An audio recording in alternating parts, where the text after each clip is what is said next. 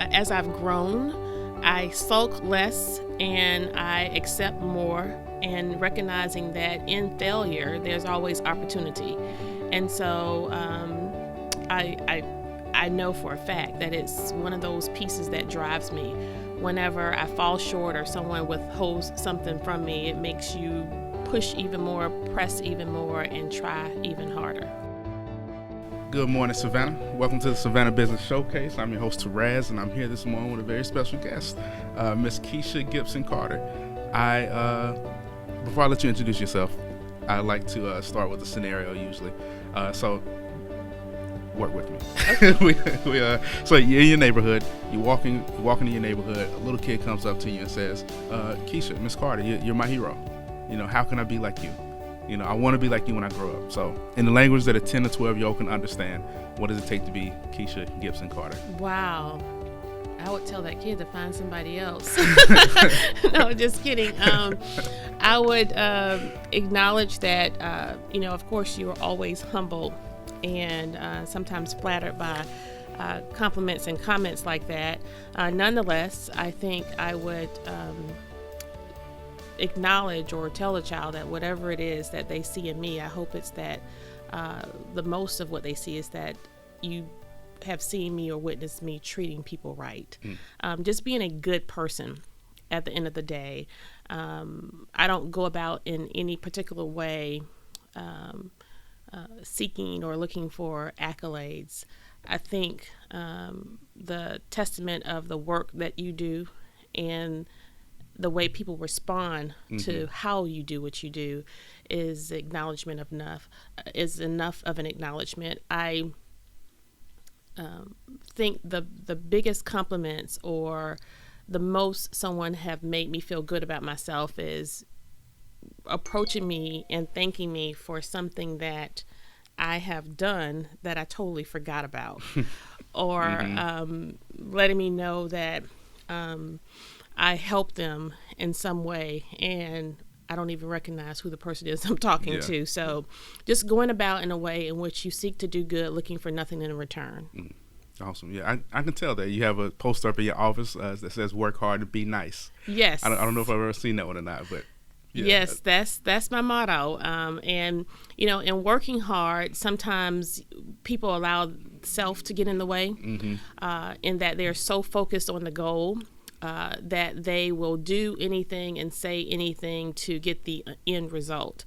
But I recognize that there is a great good in operating that way, but you have to be careful how you treat people along the way in working towards your goal. That's true. And it doesn't hurt to just slow down and say thank you and to listen more and talk less and to be able to reason and understand where somebody else is coming from before you put your own thoughts, feelings, or actions first. I agree.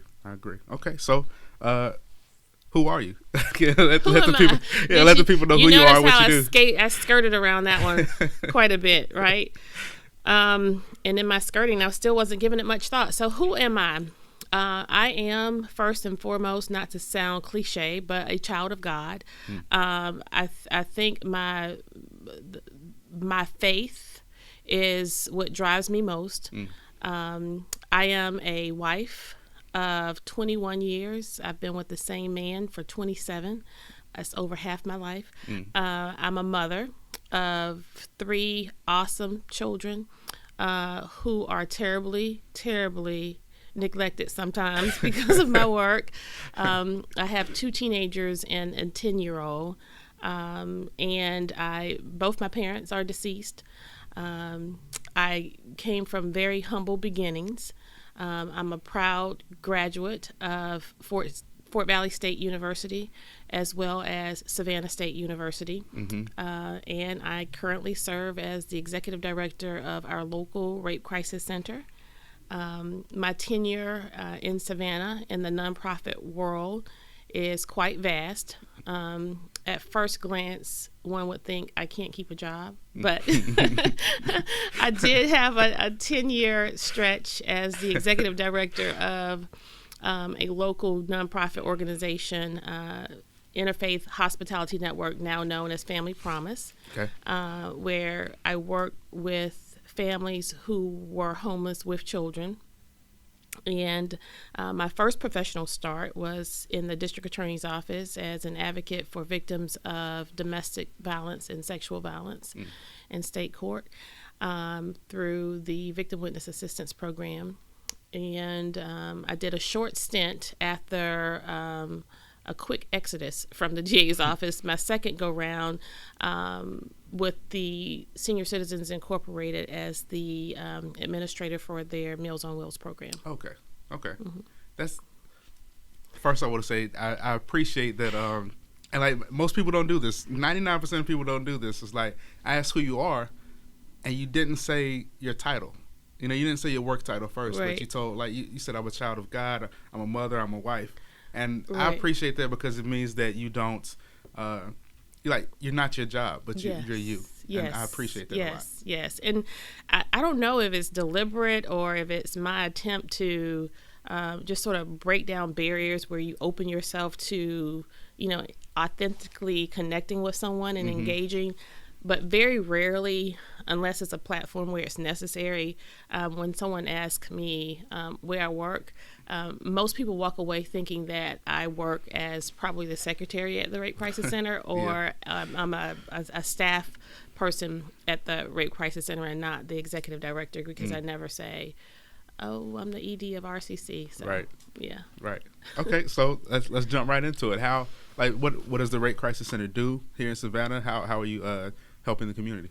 The Rape Crisis Center is a nonprofit organization here in the city of Savannah. The organization is over 40 years, and in that time, RCC has provided resources and advocacy to victims of rape and sexual assault and prevention education to youth and adults in our community. We have an array of services that we offer. In addition to that, our organization's services are not simply relegated here to Savannah Chatham. Our reach is quite vast in that we are responsive to 7 counties within the coastal region. And so in that regard, we serve as first responders to victims of rape who disclose. Generally, these disclosures occur via 911. They will report directly to the hospital, or they will call our crisis hotline.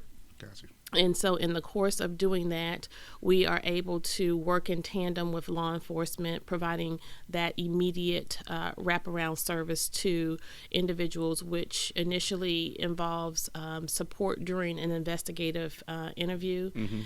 And that would be followed by a forensics evidence examination, which is called a SANE exam. And that SANE exam is provided by a sexual assault nurse examiner who's staffed here at the Rape Crisis Center. Okay.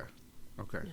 That's a lot. You guys do a lot. Yes. Our organization as a nonprofit, we are both proactive as well as reactive. Of course, our reactionary work comes in as a first responder in that we are meeting an immediate need, but we also work very diligently, proactively, in that we are working with our prevention education programs, connecting with local schools and colleges, going into those environments, teaching healthy relationships, safe dates, bully prevention, helping individuals understand the importance of healthy relationships, as well as in a proactive way averting sexual violence through this education. Gotcha. Yeah, and I think that's brilliant. You mentioned that to me a little bit before we started about how there's a correlation between bullying and sexual assault, correct? Yes.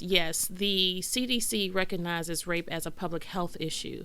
As a result, they provide thousands of dollars to rape crisis centers to engage in prevention, education, and awareness work, particularly with younger demographic. They recognize that there are precursors that exist when it comes to bullying behaviors that are consistent with individuals who will ultimately commit sexual violence. Gotcha. As a result, they provide support to rape crisis centers to go into local schools, on college campuses, and teach this state-approved curriculum in hopes of preventing rape and sexual assault. Gotcha. Got you. Okay. So how did you get involved in the nonprofit world? Like, what did you do before? And well, you told me about your history a little bit, but like, what brought you to the nonprofit world? It sort of just happened. And that's why when it comes to my career and what I think about doing next, I just yield to what comes naturally. And I feel as if a lot of my work in my career has been more directed and driven by what God will have me to do by way of service versus what I want to do by way of my career and a job. So, as I stated before, after interning in the district attorney's office, I was offered a job as an advocate for domestic and sexual violence victims. And from there, I think that first social bug was birth, in that I was inclined to think of people before I thought of myself. To reach out to individuals, in the words of my pastor, who are among us that are of the least, the lost, the left out, and the last. And as I was working at the district attorney's office, I was also matriculating at Savannah State, working toward a master's in public administration. After earning that degree, there was really nowhere for me to go to utilize the degree within the organization. So I started to look for work that was consistent with helping me utilize the knowledge that I had acquired related to public administration. Gotcha. And I landed as the director of a community center called Midtown. Okay. The unique thing about Midtown was it was the neighborhood I grew up in when I moved to Savannah to come live here with my grandmother. And it was quite nostalgic, and I felt as if it was somewhat of a call from the grave, if you will, and that my grandmother worked so hard to turn that neighborhood around. She was one of those neighbors or individuals in the Midtown community who took great pride in where she lived. I can remember several months we would win Yard of the Month. Yeah. I can remember very, very scary times where she would go and shoo drug dealers away from the corner near our house, and I was like, oh my God, I gotta walk to school. And my grandmother just cursed out the drug dealer. When the opportunity presented itself to sort of go, I felt like I would be walking in her shoes to lead this community project that was a partnership between the Midtown community and Savannah State University. And the initial goal was essentially just to renovate this building that was donated by one of the residents there and open the center so that it would be essentially an incubator to bridge the gap between the elderly and the youth in hopes of providing some unity and continuity in relations, thereby eradicating drugs and poverty in the neighborhood.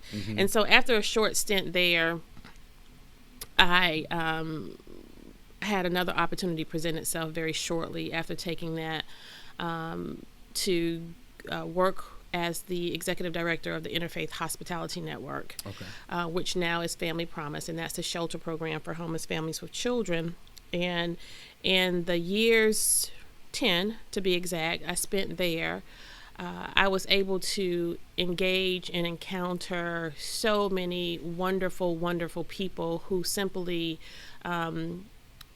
was one or two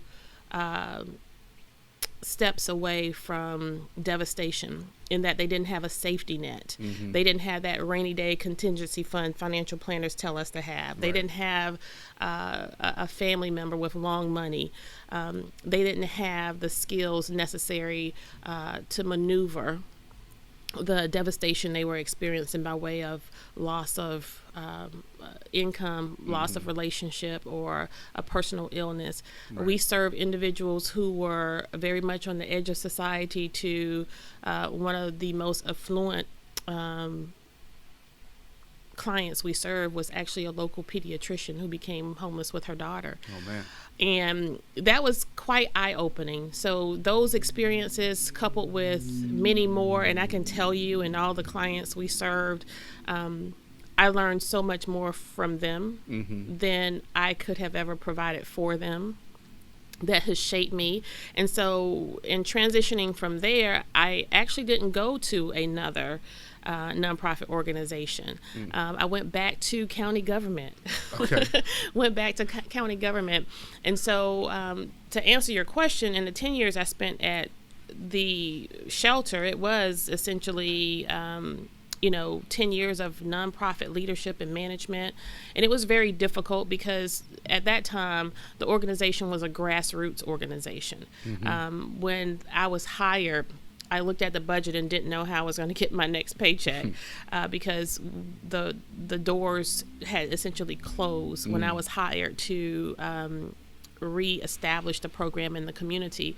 And so through those skills and those tasks, I garnered a lot of experience, which ultimately over the 10 years made the organization one of the prime providers of homeless services in the community. Before I left, we raised over $1 million in less than 18 months to build a building, which is very viable today, filling a very important niche and void.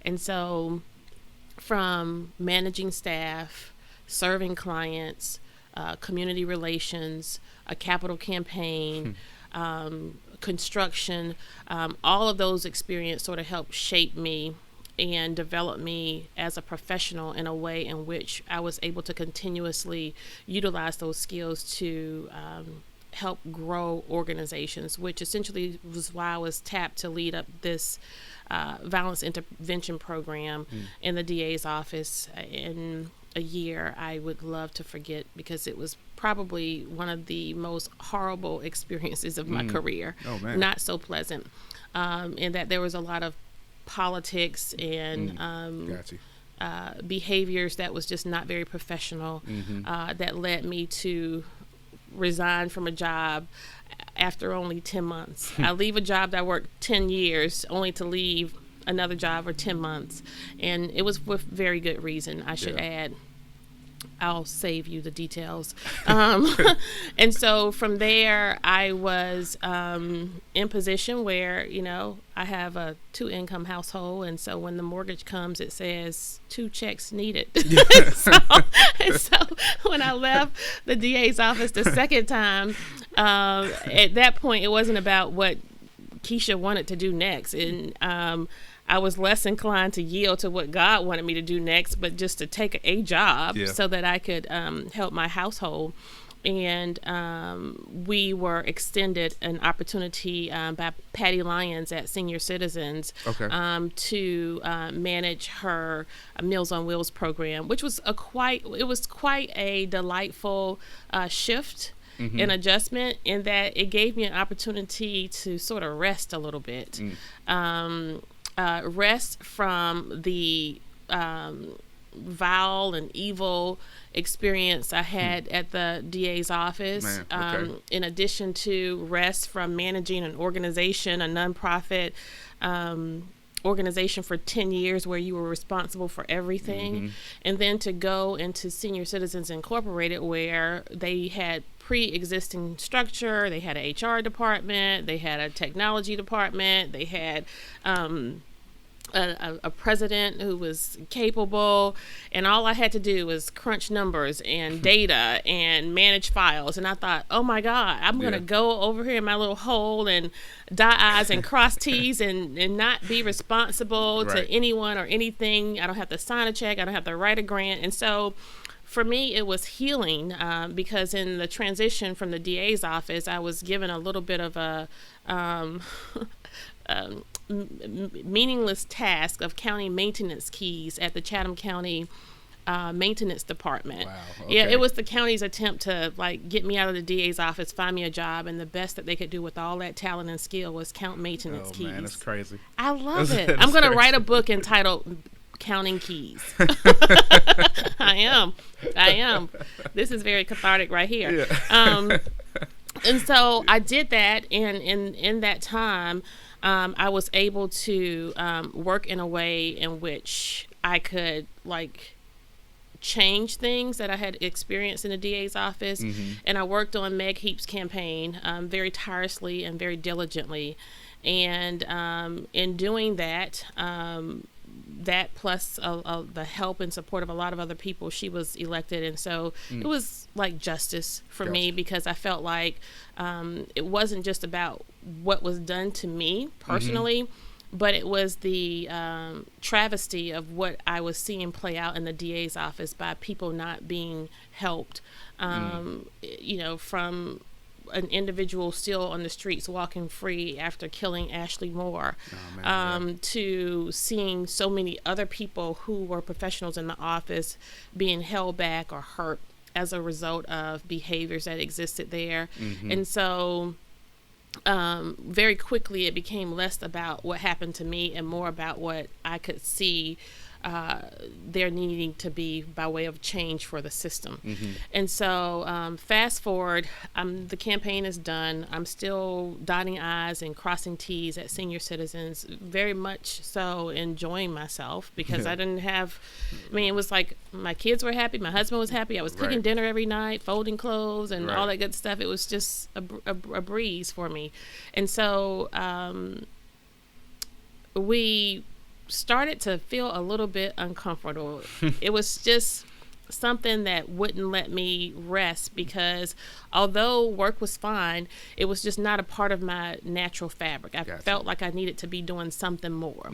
And I had applied for a few jobs and put out some feelers for some things, and nothing really surfaced until one day I was serving on the board of Emma's House, and Kim Bakiasuan, who is someone I worked alongside on the board, and she came to me and said, Mary McAllister is retiring at the Rape Crisis Center, and I think you would be an ideal replacement. And immediately, without thought, I looked at her and said, you have got to be crazy. Who wants to work at the Rape Crisis Center? And after all, I knew what the Rape Crisis Center did through my work in the district attorney's office in the past, working with victims of sexual violence and domestic violence. I had interacted with the organization, but, you know, on the outside, it just represents such doom and gloom. The name itself, Rape and Crises, denotes a double negative, right? And you just think, gosh, people must be very depressed who work there. And so I was rudely dismissive of Kim. I've apologized since. But she didn't pay me any attention because she kept coming back. And not only did she keep coming back, this is the God honest truth.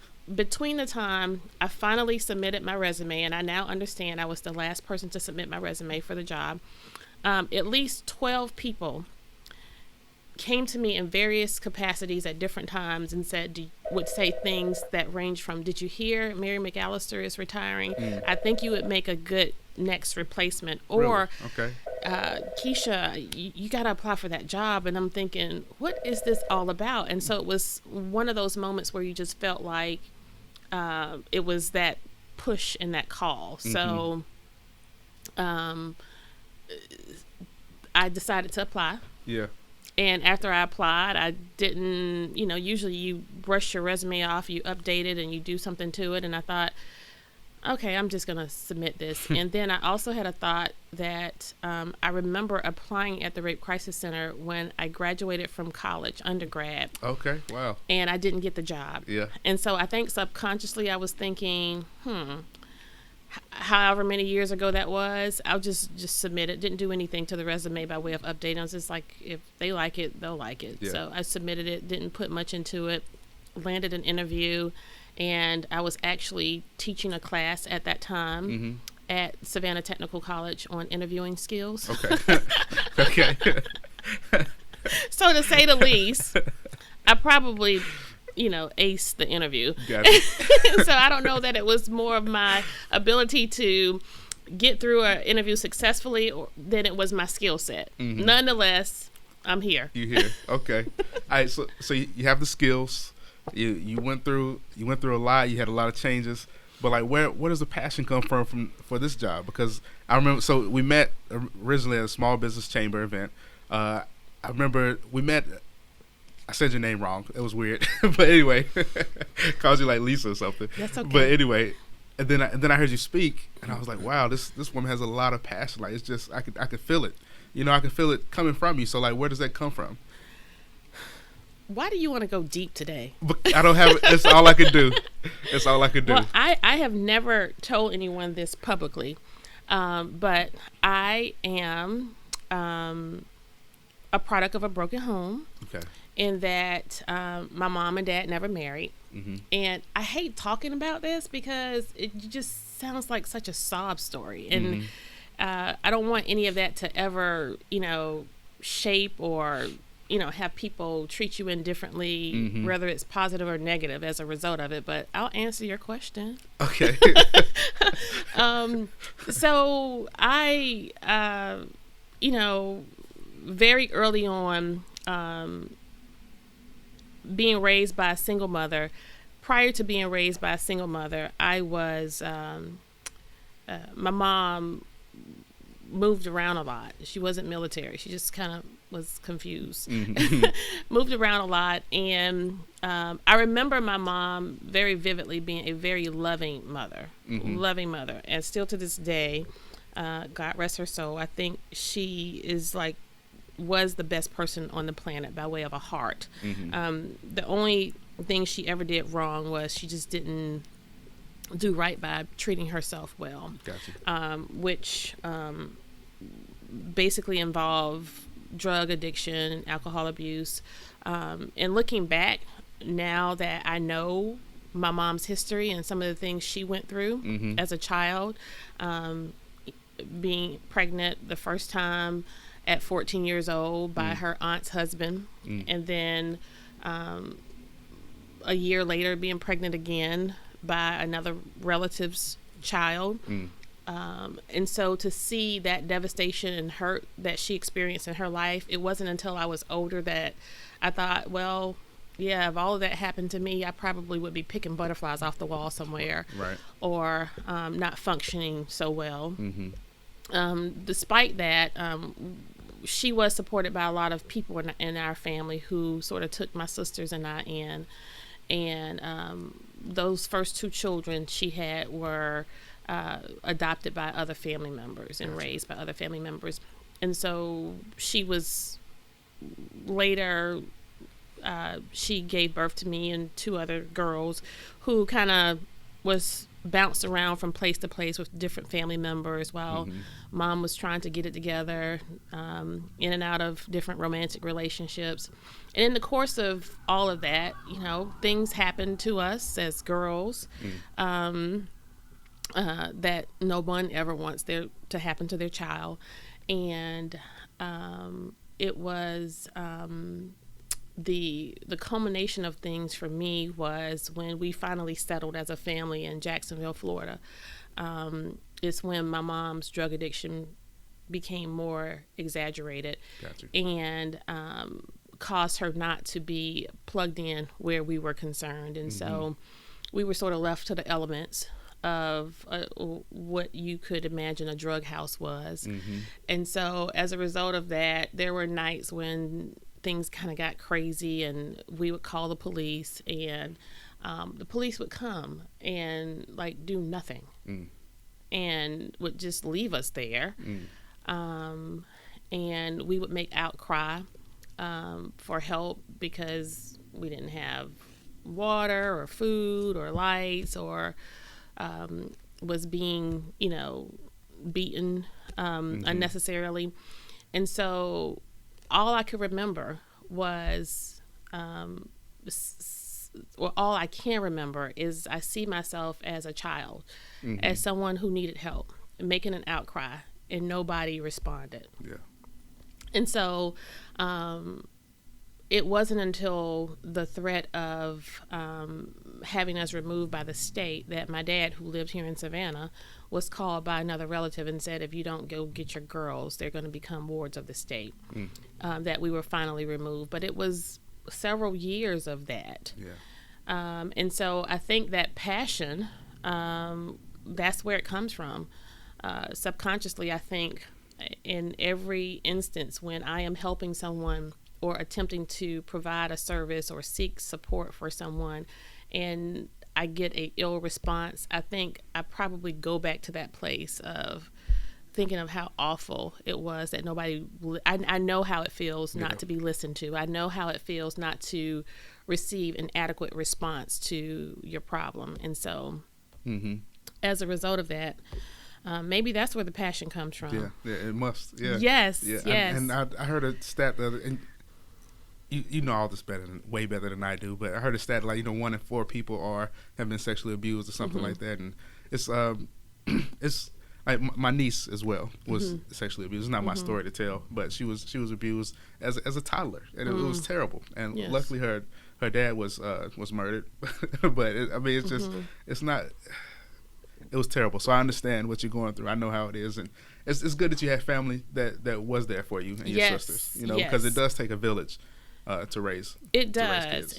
It does. And the thing I realize now is that my mom needed help, right? I mean, she, as I stated to you, she was a good person. I have no regrets. I wish things could have probably been different, but who knows? I probably would be maybe spoiled like my kids now. So if things were different. So maybe it took all of that to sort of, I don't know, that seems to be, it's like you can't be a good athlete without having a story, right? That's true. That's very good true. Lord. Very they never true. Highlight the kids that come from 2-parent homes. Nope. And commentators Never. always look for that sob story. Yeah. That's why I don't like telling them.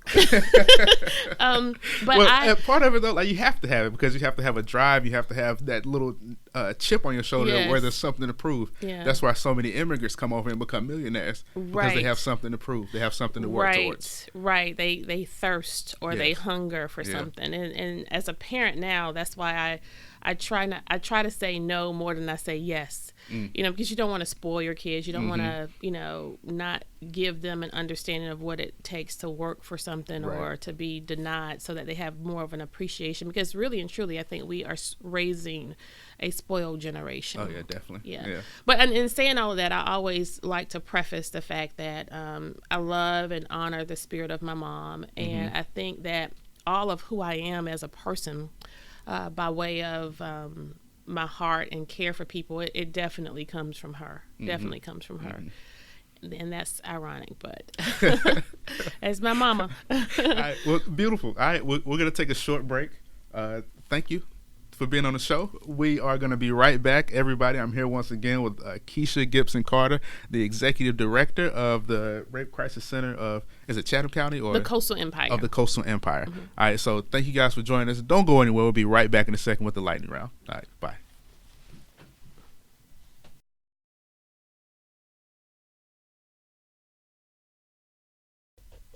All right, Savannah, welcome back to the Savannah Business Showcase. Thank you guys for sticking around with us. If you're just joining us, I am here with a very great guest, beautiful guest, Ms. Kesha Gibson Carter, the Executive Director of the Rape Crisis Center of the Coastal Empire.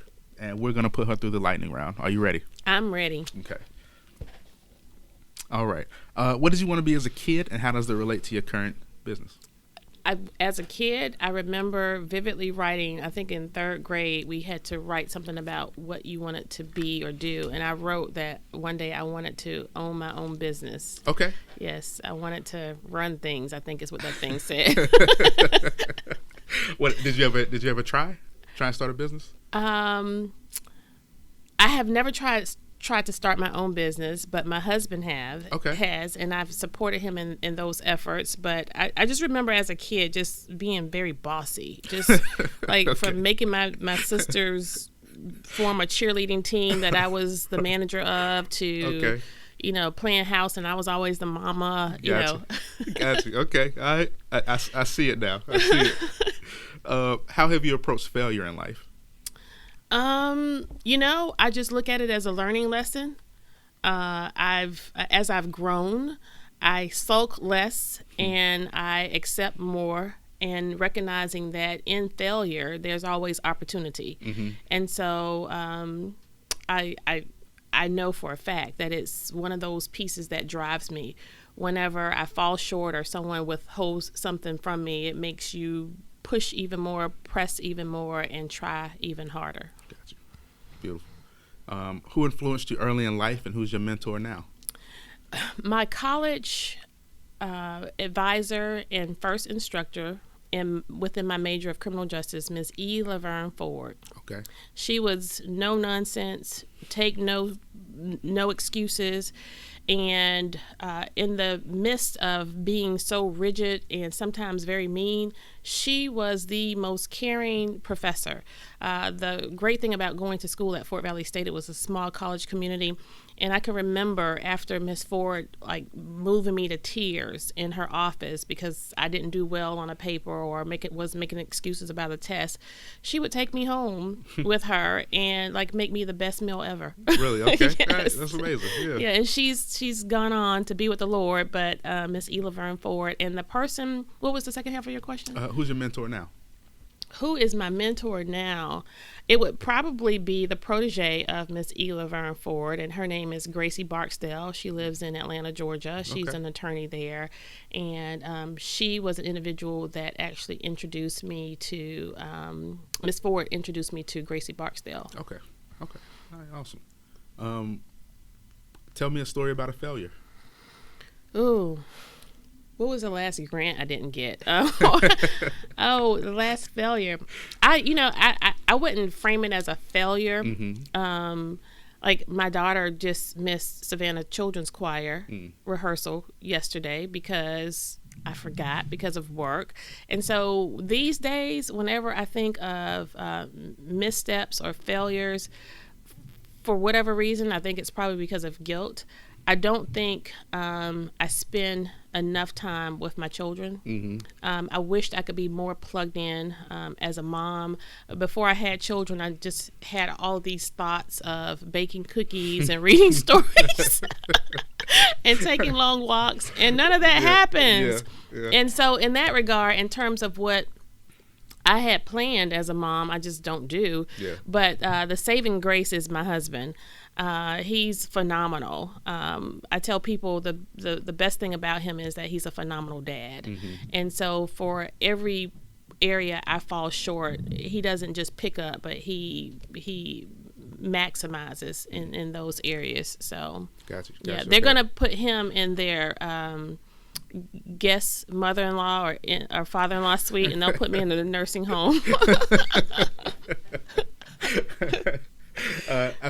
So we have kind of the same situation. My wife's a pharmacist, and she's constantly traveling, constantly on the road. I was even a stay-at-home dad for a long time, actually.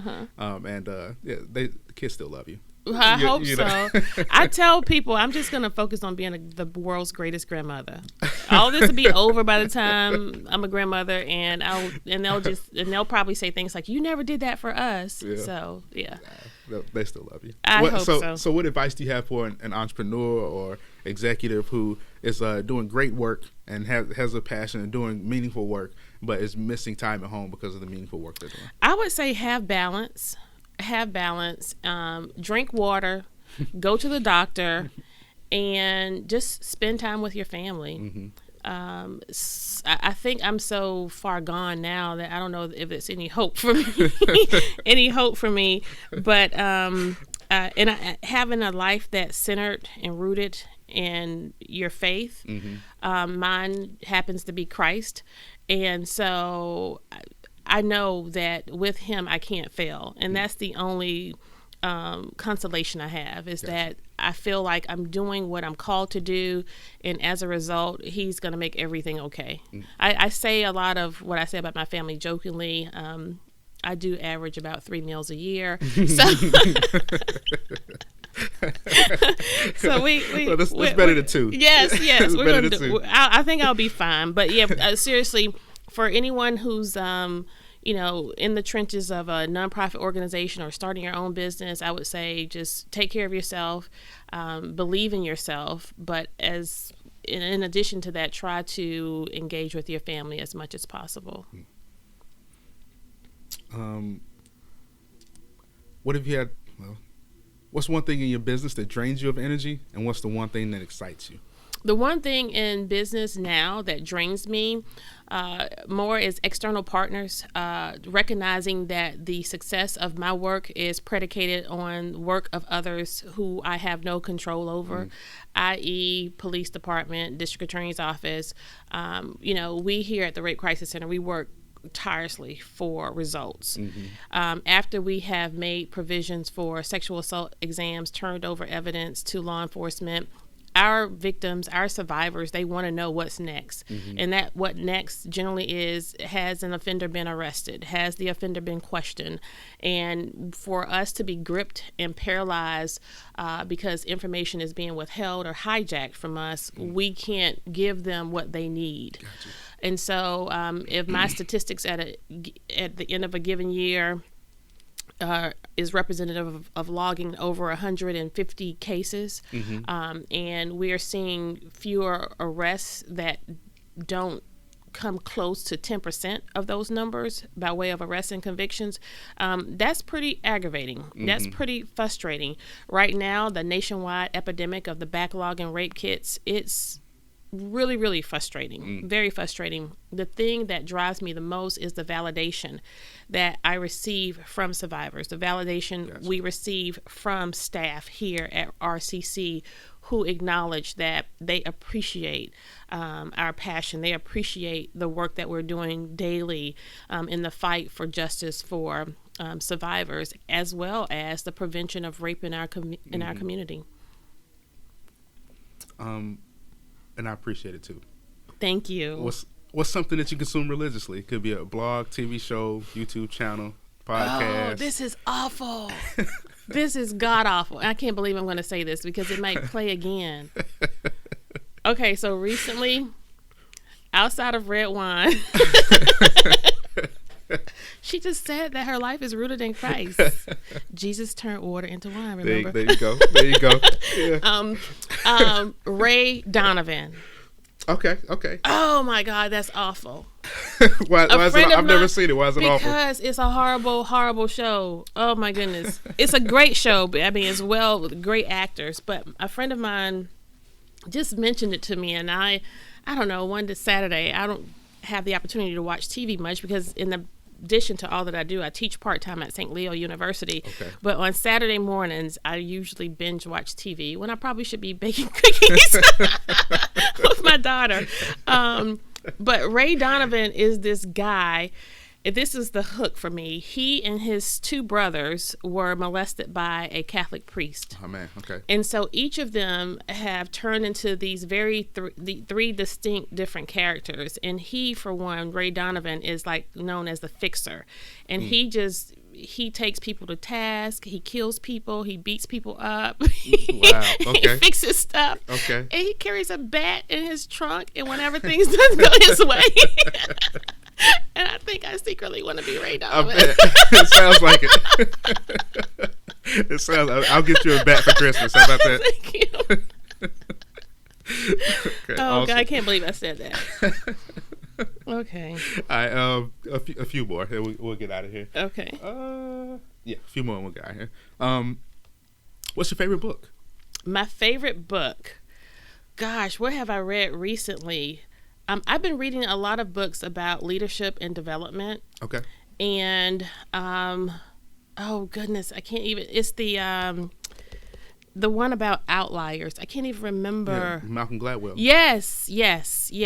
So I very rarely read much outside of self-help books, leadership books. Right now, we are going through a lot of transition with our board of directors. Okay. So a lot of literature and resources put out by Board Source, everything from building great boards to the executive who leads, leading with a heart. I don't have an opportunity to read much that I can appreciate, though. Got you. Yeah. Got you. All right. That's great, though. What's a tool? It could be an app, website, physical tool that you couldn't run your business without. Cell phone doesn't count. The cell phone doesn't count? A tool, do people count? Sure. I shouldn't call people tools, but I could not do RCC without our intrepid staff.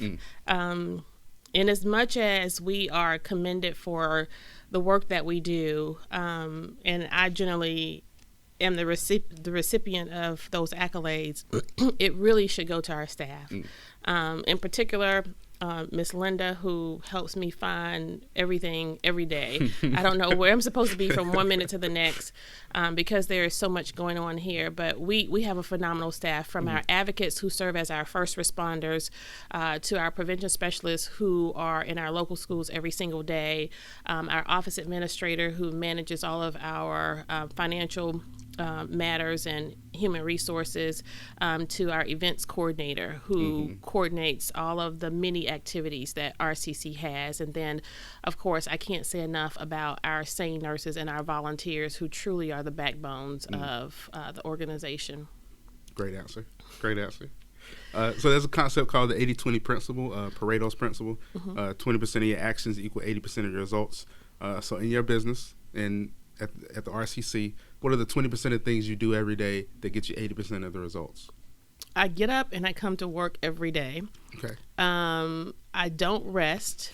I'm always thinking, always making notes and jotting down new ideas, and acting on them swiftly. One of the things that I do is, I learned a long time ago to do what you don't want to do the most, do it first. Just get it out of the way. Just go ahead and tackle it, whether it's tackling a difficult issue related to an external partner, or writing that difficult memo in response to something that's challenging, or dealing with a staffer who's having an issue. Tackle it first. Get it out. Just go ahead and get it out of the way. Following up, and being a good steward of thanking people when they give you something or provide support. I have this rule whereby we like to thank before we bank. So if we receive a check or any resource, it is my intent to send a thank you before the check hits the bank. Beautiful. So just kind of just being relentless almost. Yes.